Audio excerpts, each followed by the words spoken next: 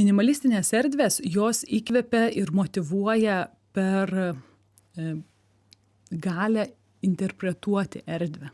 Minimalistinėje aplinkoje yra daug interpretacijos erdvėms ir savo vizijai, savo pamatymui.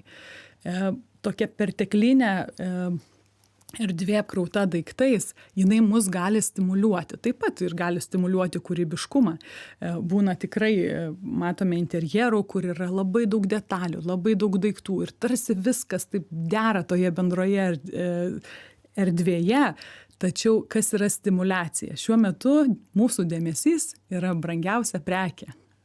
Ir ta tokia hiperstimuliacija, ypatingai namų erdvėje, mums iš karto atneša nuovargį. Ir jeigu tai trumpuoju metu veikia labai stimuliuojančiai ir galbūt kūrybiškai, ilguoju metu vėlgi mes greičiau netenkame to savo išsenkančio dėmesio resurso.